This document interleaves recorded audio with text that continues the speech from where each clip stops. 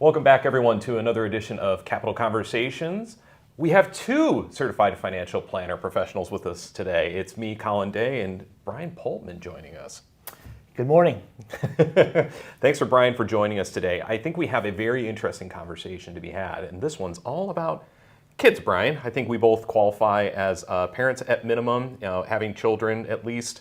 And I think having the conversation around kids and money is very early. If you had to think about it, Brian, when was the first time you think you had a conversation with either one of your kids about money? How old do you think they were? Back when they're probably about 10 years of age. What was going on? Elementary school.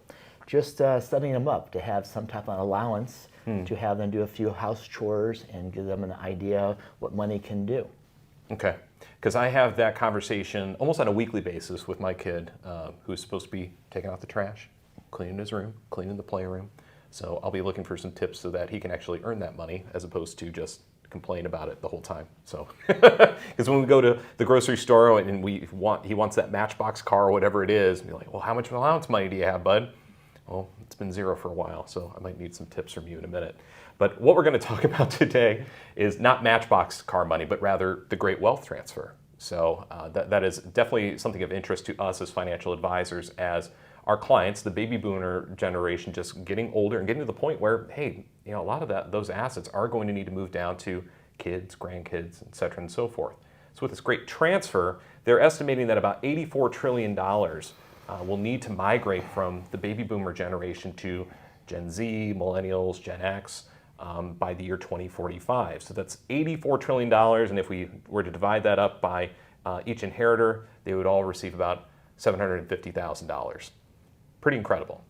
It is. So we want to have conversations with our clients' children to make sure that that wealth transfer happens in the most appropriate way. So maybe we start here, Brian. I'll ask you the question. So talking about preparation for the next generation, if you had to think on a high level, what would be some of the tactics that you might use with a client when we need to have these conversations about wealth transfer? Well, I think it's very important for us to start early with our children, perhaps when they are at the age of 10 or so, and they can understand a little bit more about what money is and what it can do for you.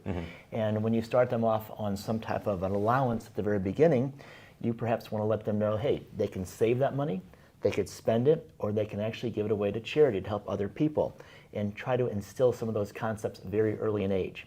We can't expect the kids to be good stewards of finance if we don't have these conversations throughout their life, and all of a sudden one day they inherit a few dollars, they won't know what to do with it. Yeah, because, and I think about my son, who's 8 years old at the time of this recording, we gave him 3 Lego block, piggy bank set, I guess you'd call it, and it had those same concepts. It was, what can I spend, what am I saving for the future, and then what is my charitable donations. So if I'm getting $4 every week by doing my chores, how am I taking those $4 and dividing them between the 3 banks? Maybe I'm putting 2 in spend, 1 in save, 1 in charity. We try to build that up over time, and hopefully, by 52 weeks in a year, you've accumulated quite a lot of money to go between those 3. We're just talking about bigger dollars though, right? Absolutely. Yeah. So in terms of the preparation side of things, we have these conversations early for a reason, and so that we don't have children that are spendthrift, that maybe don't understand the concept of money. So, maybe, and again, you can bring your own children into this, goodness forbid you would, but they're young adults, those kinds of conversations. What do you think might have been some of the more important lessons that you offered to your kids as they were growing up, and, now that they're in their full-time positions now, make them good stewards of their own money? Yeah, I think the number one thing that I was instilled in my life with my grandfather and my father was a good work ethic, making sure they understand that regardless of the family wealth, that they're expected to make it on their own. Number 2, in terms of trying to find something they have a passion for. Families that have means, perhaps the kids have a little bit more flexibility in terms of maybe changing jobs or doing a career path that they have a little bit more passion, whether it might be in the arts or the theater perhaps. Otherwise, try to find something that they really enjoy, that it's not like they're going to be working their whole life doing something they resent. Yeah, right. And it's important that we have these conversations early, because these are the building blocks, these are the Legos, so to speak, of how we build good habits. And by knowing those good habits, we build the other kinds of tangential habits like work ethic, and making sure that they understand that, yes, while parents can step in from time to time to assist, you're on your own. We want to make sure that we're raising kids in that kind of manner. Correct. The third step would be for us to take a look, including your kids, once perhaps after they're out of college, or before they go to college, let them know, hey, your family, your parents are going to go ahead and make a commitment of $40,000, $60,000. You got to think through this process. Is that investment going to pan out down the road? And what your expectations are if they're going to go to some type of a school to make sure they can get some type of degree where they actually can get a job and give back to society. Right, exactly. And I think that's probably the most pivotal point in the conversations I've had with parents who are our clients about transferring of wealth, not at the time of death, but rather at the time of the most actualizing part of the finances for a young adult, which is if they're going to go to college. I had a conversation with a client last week. It was, hey, here's the money that we have for these children. If the money runs out, it's on them. So they make the choice. Do you want to find a very cost-effective method, or do you want to find a more expensive method? And then does it pan out? But having those conversations early so that they understand, here's what's on the table. You can pick and choose what you like, but not everything is available to everybody. Correct. So if you talk about different stages, once again, younger kids, young adults, and as they go into their careers, have them a little bit more involved in your family business. Maybe you don't want to disclose everything, but at least give them a taste and understanding.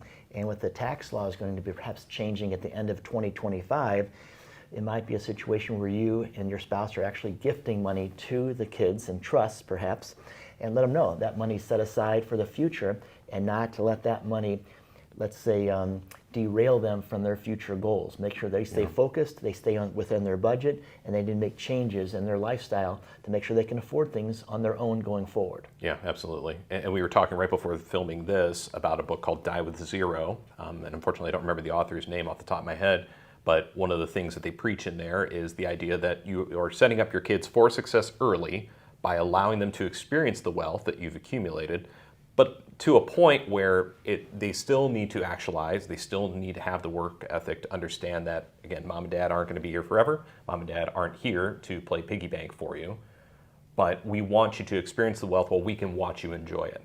So if you've got grandkids and you're thinking, hey, I want to make sure that we're doing the fun things as a big family that we can, well, maybe that's a part of this transfer of wealth as well. But again, it's always at the risk that we're giving a little bit too much away too early. There needs to be the long-term focus as well. How about philanthropy? How about gifting money to charitable organizations, Brian? Does that come up often with the clients that you're talking to? Very much so. I mean, as each family decides what kind of charities they may be interested in supporting, it's nice to get your kids involved and ask them what charities they find of interest.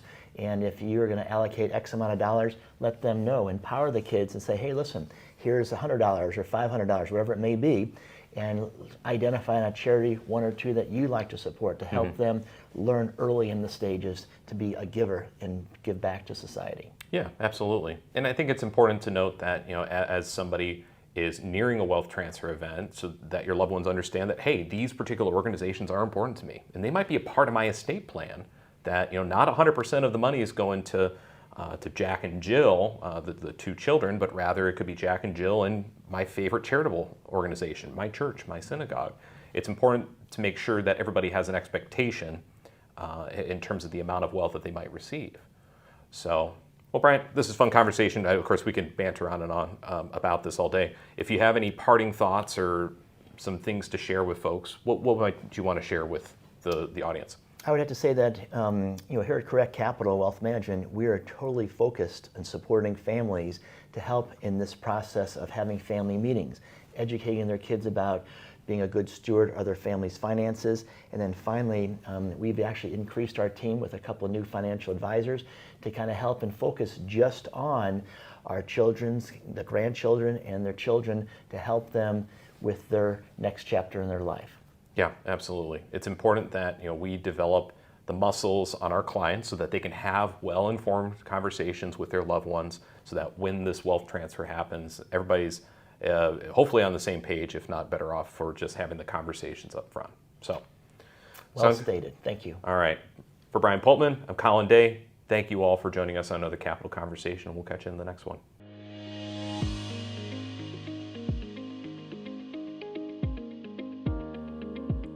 The opinions expressed in this program are for general informational purposes only and are not intended to provide specific advice or recommendations for any individual or on any specific security.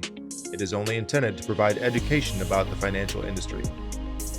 To determine which investments may be appropriate for you, consult your financial advisor prior to investing. As always, please remember investing involves risk and possible loss of principal capital. Please seek advice from a licensed professional. Correct Capital Wealth Management is a registered investment advisor.